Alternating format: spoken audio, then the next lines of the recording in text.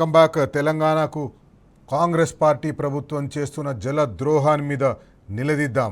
Congress party నాయకులను బరాబర్ అడుగుదాం. రక్తం కావాలన్నారు కదా, రక్తం కావాలంటే తీసుకోండి, కానీ మాకు నీళ్ళు ఇవ్వండి. మా రక్తాన్ని చెమటగా మార్చి ఈ రాష్ట్రాన్ని దేశంలోనే నంబర్ 1గా నిలిపిన రైతులం మేము. ఆ రైతుల కోసం మాట్లాడదాం, రైతుల పక్షాన్ని నిలబడదాం, బరాబర్ అడుగుదాం. పెద్ద సుదర్శన్ రెడ్డి గారు ముందుగా మీరు చెప్పండి, గ్రామీణ ప్రాంతాల్లో రైతులు ముఖ్యమంత్రి గారి ఈ వ్యాఖ్యల పట్ల ఏమనుకుంటున్నారు?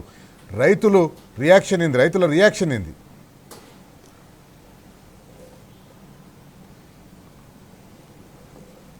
Sir, good evening sir. ముఖ్యమంత్రి రేవంత్ రెడ్డి గారి యొక్క నీచపు మాటలు చూసిన తర్వాత రైతాంగం మొత్తం కూడా ఒక్క నిర్ణయానికి రావడం జరిగిందండి. ఖచ్చితంగా ఈ ప్రభుత్వము మా కోసం లేదు, ఇది తెలంగాణ రాష్ట్రమే ప్రాజెక్టుల నిర్మాణమే ఒక విఫల ప్రయోగంగా చూపించేటువంటి కక్షతోటే పాలన జరుగుతుంది తప్ప రైతులకు నీళ్లు ఇచ్చేటువంటి ఆలోచన కానీ, మంచి బుద్ధి కానీ, భవిష్యత్తు ముందు చూపు కానీ ఏమాత్రం లేదు అని ఒక స్పష్టత వచ్చింది. ఇవాళ రైతులకు నీళ్ల కోసం నిత్యం కొట్లాడుతున్నటువంటి బీఆర్ఎస్ నేతలను ఇవాళ వాళ్ళను పీక కోసి రక్తం మొత్తం పొలాల మీద చల్లితే పంటలు పడతాయని చెప్పి ఒక ముఖ్యమంత్రి స్థాయిలో మాట్లాడినటువంటి మాటలు ఏవైతున్నాయో అది చాలా రైతులకు అర్థం కావాల్సినటువంటి పద్ధతిలో అర్థమైందండి. వాళ్ళు ఒక నిర్ణయానికి వచ్చిళ్ళు, ఎప్పుడు సమయమా, ఎప్పుడు బుద్ధి చెప్పాలా కాంగ్రెస్ పార్టీ నాయకులకు, ఇందుకోసమైనా రైతుల గొంతు కోసేది. ఇంత నీచపు మాటలు ఎప్పుడు ఎన్నడూ ఏ స్థాయి ప్రజాప్రతినిధి కూడా ఇంత నీచపు మాటలు ఎప్పుడు ఎక్కడ కూడా మాట్లాడలేదు. ఎంత విధ్వంసకర బుద్ధి ఉన్నటువంటి వాడు కూడా ఇంత విధ్వంసకరమైన మాటలు, విద్వేషపూరితమైన మాటలు ఎవ్వరు ఎక్కడ కూడా మాట్లాడలేదు. ఎంత తీవ్రమైన కేసుల్లో నేరస్తులుగా నిర్ధారణ అయినటువంటి వాళ్ళు కూడా ఇంత నీచంగా, ఇంత విధ్వంసకరమైన భాషను ఎవరు ఎక్కడ మాట్లాడలేదని చెప్పి ఒక నిర్ణయానికి రావడం జరిగింది. సుదర్శన్ రెడ్డి గారు, ముఖ్యమంత్రి గారి మాటలు ఎంత బాధ్యతారహితంగా ఉన్నాయంటే, నీళ్ళు ఇవ్వండి అని అడిగితే నీళ్లు ఎట్లా ఇస్తాము, ఎట్లా ఇచ్చే అవకాశం ఉంది, మేము ఆలోచిస్తున్నాము అని రైతులకు నచ్చజెప్పవలసింది పోయి నీళ్ళు ఇవ్వలేము, అయిపోయింది, ఎల్లినో ఉంది, అందుకే మీకు ముందే చెప్పినాం ఆరుతడి పంటలు వేసుకోండి అంటే మీరు వేసుకోలేదు, ఇప్పుడు వాళ్ళని కోసి వాళ్ళ రక్తం ఇస్తే పంటలు మంచిగా వండుతాయని చెప్పేసి బాధ్యతారహితంగా మాట్లాడతారు. ఇంకొకటి ఎట్లా మాట్లాడతారంటే జైళ్లలో పెడతాం, ఆ ఎల్నినో వస్తుంది అని వాతావరణ శాఖ వాళ్ళు పెడితే వాళ్ళకు బెల్ట్ ట్రీట్మెంట్ కావాలంటాడు. ముఖ్యమంత్రి ఒక స్టాండప్ కమెడియన్ లాగా మాట్లాడుతున్నాడు. ఆ తెలుగుదేశం పార్టీ సభలలో ఆయన కాంగ్రెస్ పార్టీలోకి రాకముందు తెలుగుదేశం పార్టీ సభలలో ఏ రకమైన భాష ఉపయోగించదో ఇప్పుడు ముఖ్యమంత్రి అయిన తర్వాత కూడా అదే రకమైన భాష ఉపయోగిస్తున్నాడు. ఇది ఖచ్చితంగా రైతుల్ని అవమానించడం కాదా, తెలంగాణ ప్రజలను అవమానించడం కాదా? సరే, పక్కా రైతులను అవమానపరచడమే, అన్నిటికంటే ఎక్కువ భయపెట్టడం కూడా సార్. భరోసా ఇవ్వాల్సిన బాధ్యతలో ఉన్నటువంటి వ్యక్తి ఇవాళ భయపెట్టే ప్రయత్నం చేస్తా ఉన్నాడు. ఇవాళ మునాబాకి అంటే ఇవాళ కౌలు రైతులు ఎవరైతే ఉన్నారో 1 ఎకరం కూడా చేయడానికి ముందుకొచ్చే పరిస్థితి లేదు సార్. ఇవాళ నేను పాకాల ఆయకట్టు రైతులతోటి ఇవాళ నేను చాలా సమావేశాలు పెట్టాను నిన్న ఈరోజు. ఎక్కడ కూడా మునాబా కోసం వచ్చే రైతులు బ్యాక్ అయిపోతున్నారు దెబ్బకే. అంటే ఇదేంది ప్రభుత్వం ఇట్లా మాట్లాడేది, ముఖ్యమంత్రి స్థాయిలో ఉండి ఈ రకంగా మాట్లాడేంటి? ఎల్నినో ప్రభావం ఉన్నప్పుడు ముందు శాస్త్రవేత్తలు ఎప్పుడో చెప్పినప్పుడు గతంలో సార్ గోదావరి మీద ఉన్నటువంటి అన్ని మోటార్లను మార్చి 31కే మోటార్లు మొత్తం బంద్ పెట్టారు. తెలివి ఉన్నోడు ఎవరైనా అక్కడ నీటి నిల్వలున్నాయి గోదావరిలో. లాస్ట్ ఎండాకాలం సీజన్లో మే 31 దాకా మోటార్లు నడిపించి జలాశయాలన్నీ నిండుకుండలా నింపాల్సినటువంటి ముందు చూపు అవసరం ఉండే. ఆ సోయి లేదు రేవంత్ రెడ్డి ప్రభుత్వానికి, కాంగ్రెస్ పార్టీకి, జిల్లాలో ఉన్నటువంటి మంత్రులకు, అధికార పార్టీ ఎమ్మెల్యేలకు. సోయి లేని దద్దమ్మలు కాబట్టే, ముందు చూపు లేదు కాబట్టే, ముందస్తు ప్రణాళిక లేదు కాబట్టే, ఎల్నినో ప్రభావం నుంచి రైతాంగాన్ని, పంటలను ఏ విధంగా కాపాడాలో భరోసా ఇచ్చేటువంటి సద్గుణం లేదు కాబట్టే, విధ్వంసకర బుద్ధి ఉంది కాబట్టే ఇవాళ ఇంత దిగజారేటువంటి భాష మాట్లాడి రైతులకు భరోసా ఇవ్వకుండా రైతులను పూర్తిగా భయభ్రాంతులకు గురి చేసేటువంటి ప్రయత్నం చేస్తా ఉన్నారు. ఇది చాలా దుర్మార్గం. ఇలా 1 ఎకరా ఎండిపోయినా, ఇలా నారుమల్లు చేతికి రాకపోయినా ఖచ్చితంగా కాంగ్రెస్ ప్రభుత్వం అందే బాధ్యత. సుదర్శన్ రెడ్డి గారు, ఇప్పుడు ముఖ్యమంత్రి రేవంత్ రెడ్డి గారు ఇంతకు ముందే చెప్పిండు, ఈ ధాన్యం కొనుగోళ్ల విషయంలో అసలు ధాన్యం పండించే రైతులకు నీళ్ళిచ్చే పరిస్థితి లేదు. ఇప్పుడు ఇదొకటి. రెండో విషయం ఏంటంటే, నేను కేంద్ర ప్రభుత్వం ఎంత కొంటే అంతనే కొంటా అని చెప్పేసి అని ఒకటి ఆ రకంగా రైతులను భయపెట్టిండు. తెలంగాణ రాష్ట్రంలో మొత్తానికి కాంగ్రెస్ పార్టీ అధికారంలోకి వచ్చిన తర్వాత జరిగింది ఏంటంటే, అన్ని వర్గాలను భయపెట్టించేస్తున్నారు. ఇంజనీర్లు, ఇప్పుడు ఆయన దగ్గర పనిచేస్తున్న ఇంజనీర్లు కూడా ఉన్నారు. ఆ ఇంజనీర్లను కూడా భయపెట్టించేటట్టుగా మిమ్మల్ని అరెస్ట్ చేస్తాను, లేకపోతే మిమ్మల్ని బొక్కలో వేస్తాను, నాకు కావాల్సినట్టు మీకు నివేదికలు ఇవ్వకపోతే మిమ్మల్ని చెర్లపల్లి జైలుకు పంపిస్తాను అని చెప్పేసి అని మాట్లాడే పరిస్థితి వచ్చింది.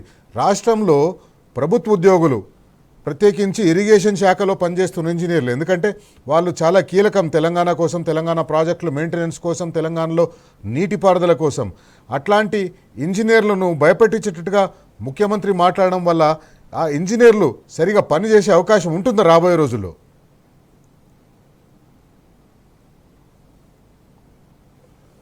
సార్, ఇది ఇంజనీర్స్ని వారి యొక్క నైపుణ్యతను అవమానపరిచిండు రేవంత్ రెడ్డి మరొకసారి. ఇవాళ రిటైర్డ్ ఇంజనీర్ల ఫోరం నేతగా ఉన్నటువంటి శ్యాంప్రసాద్ రెడ్డి గారు తెలంగాణ ఉద్యమంలో చాలా మమేకమై పనిచేసినటువంటి వ్యక్తి.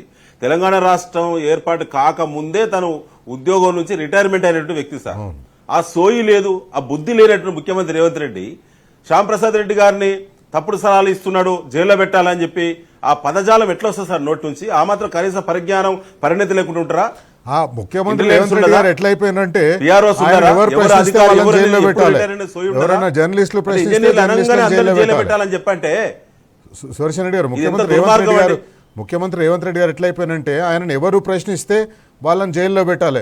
అయ్యా నువ్వు చేసింది తప్పు అని ఎవరు చెప్తే వాళ్ళని జైల్లో పెట్టాలి. జర్నలిస్టులను అట్లనే జైల్లో పెట్టించేసిండ్రు, సోషల్ మీడియాలో పనిచేసే వాళ్ళని అట్లనే జైల్లో పెట్టించిండ్రు. ఇప్పుడు అధికారులను, ప్రభుత్వ అధికారులని, రిటైర్డ్ అధికారులను కూడా అట్లనే బెదిరిస్తున్నారు, మిమ్మల్ని జైల్లో పెట్టవలసి వస్తుందని.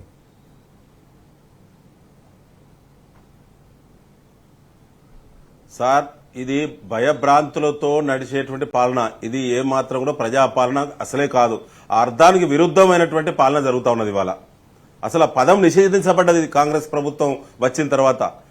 దీనికి నేషనల్ కాంగ్రెస్ పార్టీ నాయకత్వం సమాధానం చెప్పాలి సార్. ఈ రాష్ట్రంలో జరుగుతున్నటువంటి ఎంత ఘోరమైన పరిస్థితులు అంటే, లా అండ్ ఆర్డర్ మొత్తం భ్రష్టు పెట్టిపోయింది ముఖ్యమంత్రి గారి దగ్గర హోంశాఖ మొత్తం. సోయి లేదు, కనీసం సమీక్షించే సోయి లేదు. ప్రజలు భయభ్రాంతులకు లోనవుతున్నారు, స్వేచ్ఛ లేదు. ఎక్కడ కూడా ఉన్నట్టు ప్రశ్నించేటువంటి అసలు స్వేచ్ఛ లేకుండా చేసిండు రేవంత్ రెడ్డి. రైట్. సుదర్శన్ రెడ్డి గారు ఒక చిన్న బ్రేక్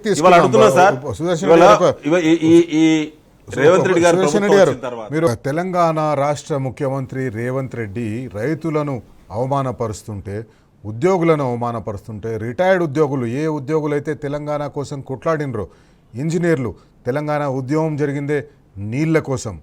ఈ నీళ్ల కోసం జరిగిన ఉద్యమంలో మేము సైతం అంటూ పాల్గొన్న రిటైర్డ్ ఇంజనీర్లు, తెలంగాణ రాష్ట్రం ఏర్పడ్డ తర్వాత ఏ రకంగా మన నీళ్లు మనకు వచ్చేటట్టుగా మనం చూడాలి, ఎక్కడ ప్రాజెక్టులు కడితే మన నీళ్లు మనకు వస్తాయి, ఎక్కడ లిఫ్ట్లు కడితే మన నీళ్లు మనకు వస్తాయి, ఎక్కడ బరాజులు కడితే, ఎక్కడ చెక్ డ్యాములు కడితే మన నీళ్లు మనకు వస్తాయని తెలంగాణ రాష్ట్రం ఏర్పడ్డ తర్వాత కూడా వాళ్ళందరూ పనిచేసిండ్రు, జీతాలు తీసుకోకుండా పనిచేసిండ్రు. రిటైర్ అయిన ఉద్యోగులు వాళ్ళ సమయాన్ని, వాళ్ళ వయసును కూడా లెక్క చేయకుండా తెలంగాణ పునర్నిర్మాణంలో భాగస్వాములైనరు. అట్లాంటి ఇంజనీర్లని ఈరోజు ముఖ్యమంత్రి రేవంత్ రెడ్డి అవమానకరంగా మాట్లాడుతున్నాడు. మిమ్మల్ని అందరినీ జైల్లో పెట్టి ఉండవలసిందని మాట్లాడుతున్నాడు. ఇది కాంగ్రెస్ పార్టీ అధిష్టానం అసలు పట్టించుకున్నట్టుగా కనిపిస్తలేదు. వాస్తవానికి ఇవే మాటలు ఇంకే ముఖ్యమంత్రి అయినా మాట్లాడినట్టుంటే కాంగ్రెస్ పార్టీ అధిష్టానం ఇప్పటికి రియాక్ట్ అయి ఉండాలి, ఇప్పటికి మాట్లాడి ఉండాలి. సుదర్శన్ రెడ్డి గారు, ఎందుకు కాంగ్రెస్ పార్టీ నిమ్మకు నీరెత్తినట్టుంది? కాంగ్రెస్ పార్టీ అధిష్టానం ఎందుకు మాట్లాడతలేదు? కాంగ్రెస్ పార్టీకి ఇతర మంత్రులు ఎవరెందుకు మాట్లాడతారు? ముఖ్యమంత్రి గారు, ఇది మీరు మాట్లాడడం కరెక్ట్ కాదు, ఇది రైతులలో తీవ్ర వ్యతిరేకత వస్తుందని ఎందుకు చెప్పలేకపోతున్నట్టుగా అనిపిస్తుంది? సార్, తెలంగాణ రైతాంగాన్ని ఎట్లా బ్లాక్మెయిల్ చేస్తున్నాడో, ఉద్యోగ ఉపాధ్యాయ రిటైర్డ్ ఎంప్లాయీస్ ని, ఇంజనీర్లు ఎట్లా బ్లాక్మెయిల్ చేస్తున్నాడో, రాజకీయ పార్టీలను ప్రశ్నించే వాళ్ళు ఎట్లా బ్లాక్మెయిల్ చేస్తున్నాడో, కాంగ్రెస్ అధిష్టానం కూడా బ్లాక్మెయిల్ జోన్లోకి పోయింది సార్. కాంగ్రెస్ అధిష్టానం కూడా రేవంత్ రెడ్డి చెప్పు చేతల్లోకి పోయింది. ఆనాటి జాతీయ కాంగ్రెస్ పార్టీ కాదు ఇవాళ తెలుగుదేశం పార్టీకి సంబంధించినటువంటి వారి యొక్క మూల సిద్ధాంతాలను అమలు చేస్తున్నటువంటి కాంగ్రెస్ ముసుగులో ఉన్నటువంటి ముఖ్యమంత్రి రేవంత్ రెడ్డి తప్ప ఇక్కడ జాతీయ కాంగ్రెస్ పార్టీ విధానాలు, ఆ మూలాలు, ఆ స్వభావము ఎక్కడ కూడా అవపడతలేదు. ఇది కాంగ్రెస్ పార్టీ 20-30 సంవత్సరాలుగా 40 సంవత్సరాలుగా కాంగ్రెస్ లో కొనసాగుతున్నటువంటి కార్యకర్తలు, సీనియర్ నాయకులు కూడా ఇప్పుడు ఇదే చర్చ పెడుతున్నారు సార్.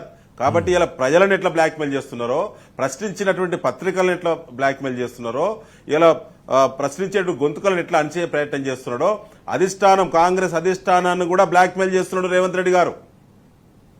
మూటాలు మోసి ఇచ్చి అనేక ఎవిడెన్సెస్ కలెక్ట్ చేసుకొని ఇవాళ పెద్ద పెద్ద నాయకులను కూడా బ్లాక్మెయిల్ చేస్తున్నాడు రేవంత్ రెడ్డి గారు. కాబట్టే ఇవాళ కాంగ్రెస్ అధిష్టానం నిమ్మకు నీరెత్తినట్టు కూడా ఎక్కడ కూడా అవపడతలేదు, ఎక్కడ కూడా నోరిప్పే పరిస్థితి లేదు. అంటే ఎవరి వాళ్ళకు ముడుతున్నాయి కాబట్టి వాళ్ళు నోరిప్పే అవకాశం లేదు. అంతేగా సార్, కప్పం కట్టిండు, అయిపోయింది. కప్పం కడుతూ ఎవిడెన్సెస్ కూడా కలెక్ట్ చేసుకుని ఉంటాడు. ఎట్లాగో బ్లాక్ మెయిల్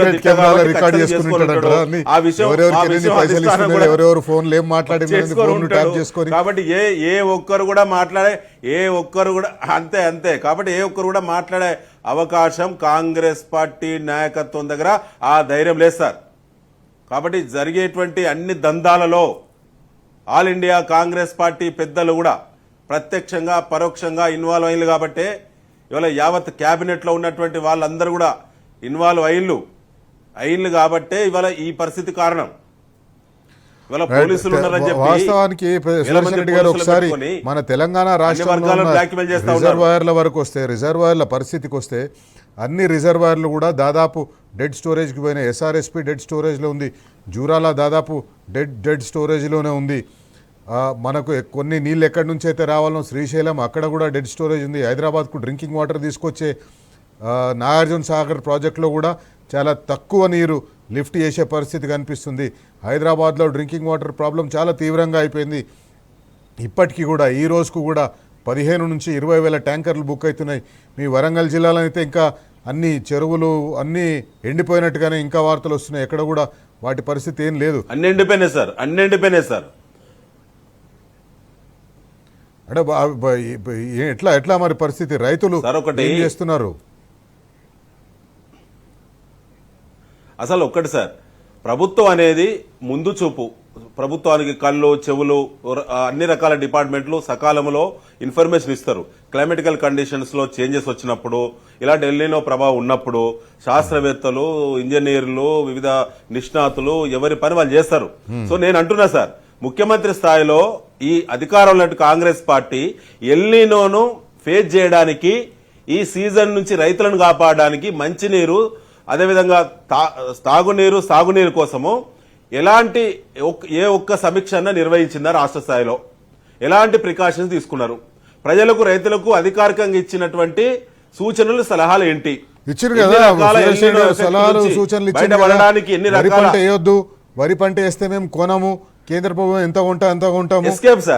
ఏ పార్టీ ఏ నాయకులైతే ఎన్నికలకు ముందు మీరు ఎంతనా వరి పండించుకోండి, 500 రూపాయలు ఇచ్చి బోనస్ ఇచ్చి మేము కొంటామని చెప్పిన వాళ్ళు ఇప్పుడు కేంద్ర ప్రభుత్వం ఎంత కొంటే అంత కొంటాం, మీరు వరి వేయకండి, ఆరితడి పంటలు వేయండి, కేంద్ర ప్రభుత్వం వరి కొంటలేదు, మేము చేతులు ఎత్తేసినామని మాట్లాడే పరిస్థితి వచ్చింది.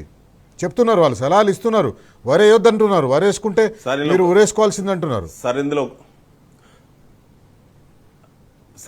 ఒకటే సార్, ఇది ఎల్నినో వచ్చింది ఇప్పుడు కొద్ది నెలల క్రితం, దాని ప్రభావం, దాని చర్చ జరుగుతూ ఉన్నది. కానీ రేవంత్ రెడ్డి ప్రభుత్వం వచ్చిన కాడ నుంచే ధాన్యం కొనుగోలు మెడల మీదకి వెళ్లి బరువు భారాన్ని దించుకోవాలనేది కుట్ర ఉన్నది. కాంగ్రెస్ పార్టీ డే 1 నుంచే కొనుగోలుకి వెళ్లి పక్కకు జరగాలని ప్రయత్నం చేస్తూ ఉన్నది. బీఆర్ఎస్ నిత్యం ప్రశ్నిస్తున్నది కాబట్టి, నిలదీస్తున్నది కాబట్టి, నిగ్గదీస్తున్నది కాబట్టి ఇవాళ దిక్కులేని స్థితిలో రైతుకు మద్దతు ధర ఇచ్చి కొనుగోలు చేసే పరిస్థితి. దాన్ని కూడా 2 నెలలు సార్ 50 డిగ్రీల ఎండలో రైతు కుటుంబాలు రోడ్ల మీద సంసారం చేసినాయి. 2 నెలలు ఎండలు నిలబెట్టిళ్ళు, ఎండల పడుకోబెట్టిళ్ళు. ఇవాళ ఆ పరిస్థితి కారణం ఏంటంటే దిక్కులేని స్థితిలో ప్రభుత్వాన్ని వదిలేసి ప్రైవేట్లో అమ్ముకోవాలి, మోసపోవాలి, ప్రభుత్వానికి భారం పడద్దు, దాని నుంచి ఎస్కేప్ కావాలనేది ఒక ప్లాన్ సార్. అది కాంటాలు ఓపెన్ అయితే నంబరు, కానీ ఆ కాంటాలు అక్కడ ఎక్కడ కూడా ఫంక్షనింగ్ ఉండేది సార్.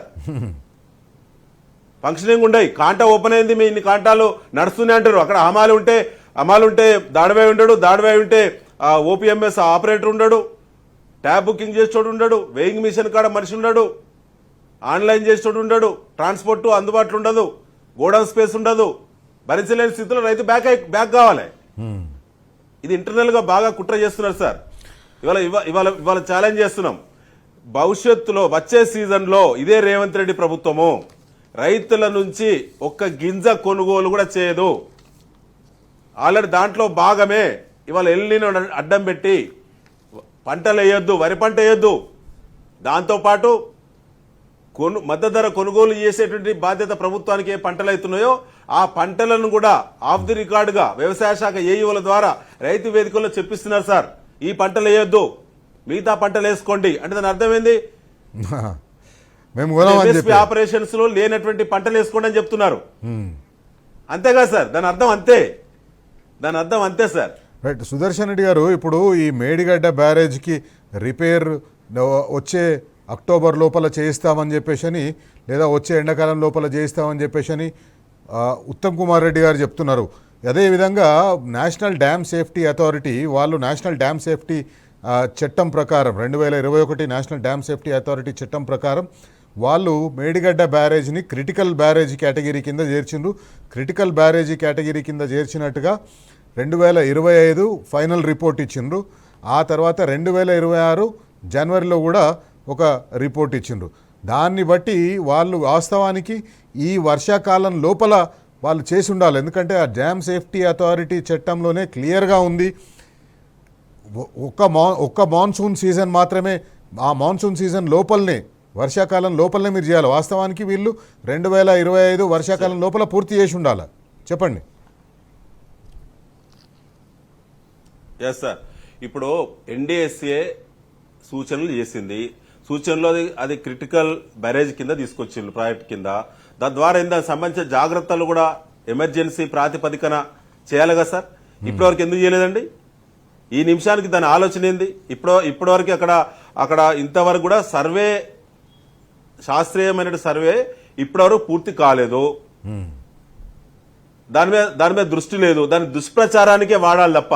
సరే, వాళ్ళు ఛాలెంజ్ చేస్తున్నాం. తెలంగాణ ప్రజలకు అర్థమైంది కాళేశ్వరం అంటే ఇది తెలంగాణ రైతుల యొక్క జలప్రదాయిని అని చెప్పి తేలిపోయింది.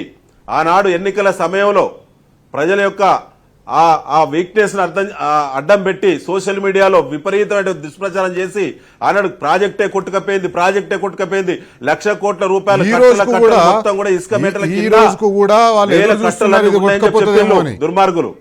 ఈ రోజుకు కూడా వాళ్ళు ఎదురు చూస్తున్నారు ఇది కొట్టుకపోతుందేమో అని. ఎస్ సార్, ఇప్పుడు కూడా జరుగుతుంది అదే. మొన్న కేటీఆర్ గారితో మేము కూడా కన్నెపల్లి పోయినా. నేను కూడా అక్కడ స్పష్టంగా చూసినాం సార్. జస్ట్ ఒక 200 మీటర్ల దూరంలో బ్యారేజ్కి 200 మీటర్ల దూరంలో ఇప్పటి కూడా ఒక 60-70 టిప్పర్లు అక్కడ ఇసుక ఎత్తుతున్నాయి సార్. ఒక 8 200 కెపాసిటీ జేసీబీలు వర్కింగ్ లో ఉన్నాయి సార్. అనుమతులు కూడా లేవు. అది ఎవరు చేయిస్తున్నారు? ఎవరి ప్రయోజనాల కోసం చేస్తున్నారు? ఏ ప్రయోజనాలు ఆశిస్తున్నారని కూడా మనం చూడాలి. వాళ్ళు ఆశించిన ప్రయోజనాలు ఏంటంటే ఇసుకతోటి ఇన్స్టంట్ మనీ వస్తుంది. అక్కడ ఇసుక తోడిపోవడం వల్ల ఆ బ్యారేజ్ కొట్టుకపోతే ఆ కొట్టుకపోయేది పైసలేమో ఇసుక అమ్ముకొని మనం సంపాదించుకోవచ్చు. ఆ ఇసుక తీయడం వల్ల ఆ బ్యారేజ్కి ఏమన్నా అయితే అది బీఆర్ఎస్ మీద వేసేయచ్చు.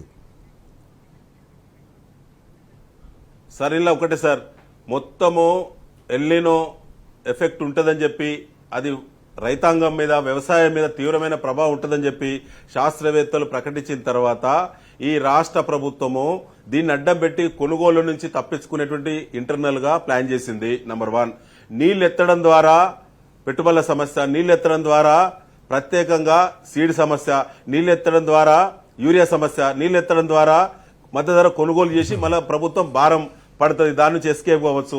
నీళ్లు ఎత్తడం ద్వారా రైతులకు బోనస్ గుర్తొస్తుంది. ఇవన్నీ తప్పించుకోవాలంటే ఎల్నినో పేరు మీద లేదా కాళేశ్వరం బ్యారేజ్ కూలిపోయిందనే దుష్ప్రచారం పేరు మీద ఎస్కేప్ గా అయ్యేటువంటి చిల్లర కుట్రలు తప్ప, తద్వారా కింద రాష్ట్రానికి, పక్క రాష్ట్రానికి నీళ్లను వృధాగా వదిలిపెట్టి వాళ్ళకు లబ్ధి చేకూర్చేటువంటి కుట్ర తప్ప ఇలా మరొకట్లేదు. రైట్. తెలంగాణ రాష్ట్రంలో ఎల్నినో ప్రభావం రేపు పొద్దున ఈ ఉత్పత్తి తగ్గిపోతే, పంట ఉత్పత్తి తగ్గిపోతే ఈ ఈ నెపాన్ని ఎల్ నినో మీద నెట్టేయాలని చూస్తున్నారు. ఒక పక్క వాడుకోవడానికి మన దగ్గర నీళ్లున్నాయి, 100%. ఆ నీళ్లను వాడుకోలేక ఎల్ నినో మీద ఆ నెపాన్ని నెట్టేయాలని చూస్తున్నారు. వీళ్ళ వైఫల్యాన్ని వాతావరణం మీద నెట్టేయాలని చూస్తున్నారు. అదొకటి. రెండోది, తెలంగాణ రైతులకు ఒక విషయం చెప్పాలా. 2025 వర్షాకాల అనంతరం ఎన్డీఎస్ఏ దేశంలోని కొన్ని డ్యామ్లను తనిఖీ చేసింది. దాదాపు 1681 డ్యామ్లని ఎన్డీఎస్ఏ తనిఖీ చేసింది. దాంట్లో 3 డ్యామ్లను మాత్రమే కేటగిరీ 3 బ్యారేజ్లను డ్యామ్లను మాత్రమే కేటగిరీ 1 కింద పెట్టింది. ఒకటి మన మేడిగడ్డ బ్యారేజ్, రెండోది ఉత్తరప్రదేశ్లోని లోయర్ ఖజోరీ డ్యామ్. ఆ లోయర్ ఖజోరీ డ్యామ్ దామోదర్ వ్యాలీ కార్పొరేషన్కు చెందిన, ఇంకోటి దామోదర్ వ్యాలీ కార్పొరేషన్కి చెందిన బొకారో బ్యారేజ్. వీటిని కేటగిరీ 1 కింద పెట్టింది.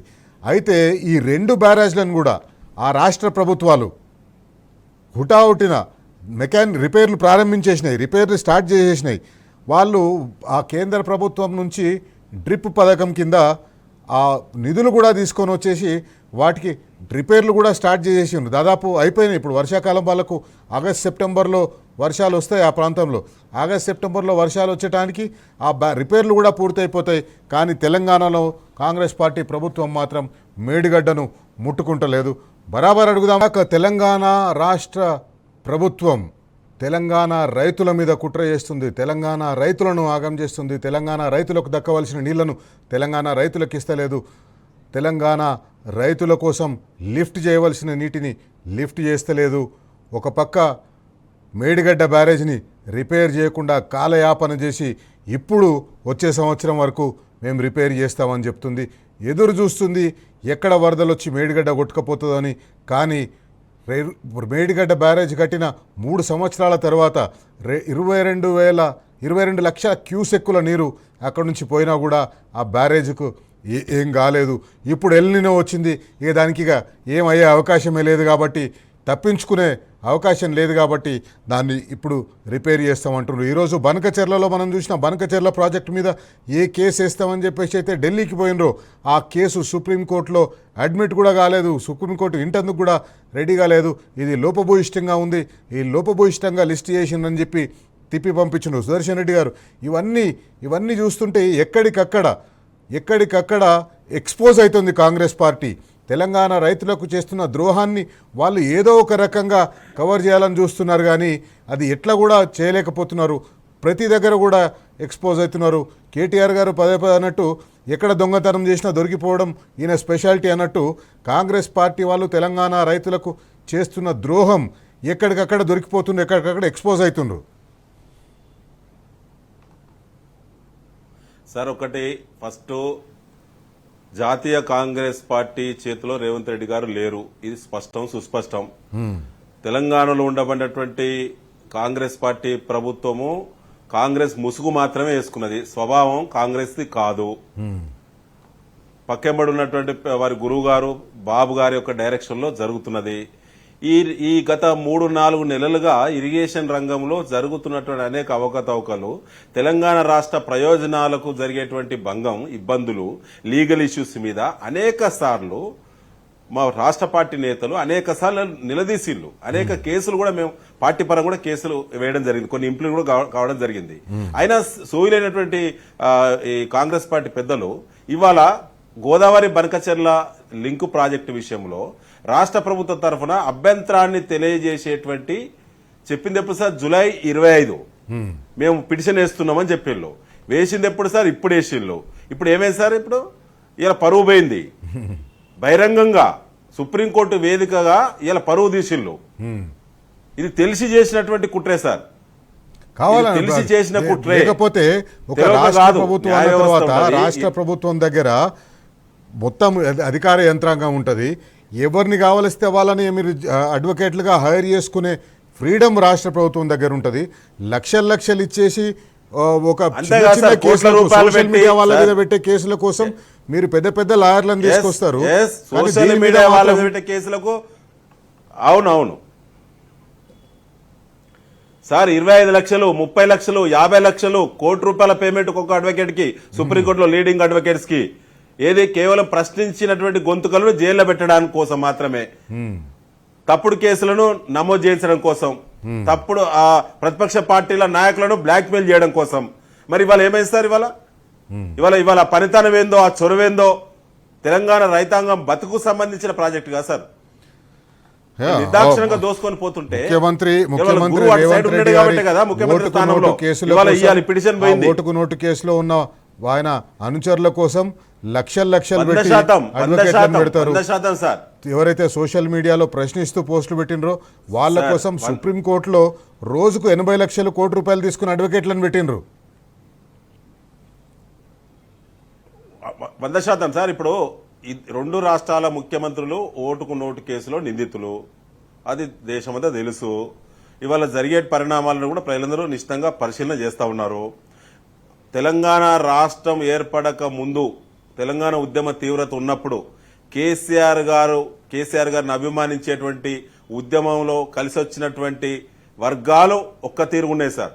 మిగతా వర్గాలు ఎవరు ఎక్కడున్నా, ఏ రంగేసుకున్నా, ఏ కండవ కప్పుకున్నా, ఏ స్థాయిలో పదవులున్నా, ఏ రాష్ట్రంలో ఉన్నా వాళ్ళందరూ కలిసే ఇవాళ మళ్ళా కేసీఆర్ వ్యతిరేకంగా, అంటే తెలంగాణ రాష్ట్ర ప్రయోజనాలకు వ్యతిరేకంగా అన్ని రంగాల్లో ఒక అవగాహనతోటి, ఒక ఒప్పందంతో, ఒక అంతర్గత కుట్రతోటి, ఇవాళ ఒక అండర్స్టాండింగ్ లో నీకది నాకు ఇది అనేటువంటి ఒక అవగాహనతోటి ఇవాళ ఈ ఇలాంటి కేసులను నడుపుతున్నారు. కాబట్టే తెలంగాణ రాష్ట్ర రైతుల నీళ్ల ప్రయోజనాలు, అన్ని వర్గాల ప్రయోజనాలు ఇవాళ దుర్మార్గంగా ఇవాళ దెబ్బతినడం జరుగుతూ ఉన్నది sir. Thank you Sudarshan Reddy గారు ఈరోజు చర్చలో పాల్గొన్నందుకు. మొత్తానికి తెలంగాణ రాష్ట్రంలో రైతులు చాలా క్లిష్టమైన పరిస్థితిలో ఉన్నారు. ముందు నుయ్యి వెనుక గొయ్యి, పంట వేస్తే నీళ్ళు వస్తాయో రావో తెలియదు. ఆ పంట వేసిన తర్వాత సరే ఏదో కింద మీద పడి ఆ పంటను రక్షించుకొని ఆ పంటను పండించుకుంటే ఈ ప్రభుత్వం కొంటదో కొనదో తెలియదు. దానికి సరిపడా యూరియా ఇస్తుందో లేదో తెలియదు. రైతుల కోసం యూరియా కోసం ఒక యాప్ పెట్టింది. ఆ యూరియా యాప్లో యూరియా కొనాలంటే కౌలు రైతులకు యూరియా కొనలేరు. కౌలు రైతులు యూరియా కొనలేరు. ఎందుకంటే ఏ రైతు పేరు మీద భూమి ఉందో ఆ రైతుకే యూరియా బస్తాలు ఇస్తారు. ఎన్ని యూరియా బస్తాలు ఇస్తారో తెలియదు. ఈ రకంగా అడుగడుగున ఈ ఎల్నినో ఏందో కానీ, ఈ రాష్ట్ర ప్రభుత్వం వైఫల్యం ఏందో కానీ, ఈ రాష్ట్ర ప్రభుత్వం నిమ్మకు నీరెత్తినట్టుగా ఉండడం ఏందో కానీ తెలంగాణ రైతుల పాలిట ఇది శాపంగా మారిపోతుంది. తెలంగాణ పంట ఉత్పత్తి ఈ వానాకాలంలో ఒకటి వాస్తవం చెప్పాలి, ఒకటి క్లియర్గా చెప్పాలి. ఇప్పటికీ రాష్ట్ర ప్రభుత్వం తప్పుడు లెక్కలు ఇస్తుంది. ఎంత పంట విస్తీర్ణం ఇప్పుడు నాట్లేసినరు, లేకపోతే ఎంత సాగు చేస్తున్నారు అనేది దాదాపు పోయిన సంవత్సరం ఈ టైంకి ఎన్ని ఎకరాల పంట విస్తీర్ణంలో అయితే నాట్లు పడ్డాయో ఇప్పుడు కూడా అంతే నాట్లు పట్టినాయని చెప్తున్నారు. వాస్తవానికి అది పరిస్థితి కాదు. వాస్తవం పరిస్థితి ఏంటంటే కేవలం 6.5%, అంటే 1,35,00,000 ఎకరాల్లో నాట్లు పడవలసింది కేవలం 6.5%, అంటే 10 లక్షల ఎకరాల్లో మాత్రమే నాట్లు పడ్డాయి. అది ఈరోజు పరిస్థితి. రాష్ట్ర ప్రభుత్వం మాత్రం ఒక కాగితాల మీద నివేదికలు ఇస్తున్నాయి. ఈరోజు వాళ్ళ బాకా పత్రికలే రాసినాయి ఇవన్నీ తప్పుడు నివేదికలు ఇస్తున్నారు వీళ్ళని చెప్పి. ఇది ఈరోజు తెలంగాణలో రైతుల పరిస్థితి. ఖచ్చితంగా తెలంగాణ రైతులు సంకట స్థితిలో ఉన్నారు. తెలంగాణ రైతుల పక్షాన ప్రతి ఒక్కరూ నిలబడవలసిన అవసరం ఉంది. నిలబడదాం, బరాబర్ అడుగుదాం. ఇది వాటి కార్యక్రమం. రేపు మరో ముఖ్యమైన అంశంతో మళ్ళీ కలుసుకుందాం. అంతవరకు సెలవు. నమస్తే. జై తెలంగాణ. State 22 news.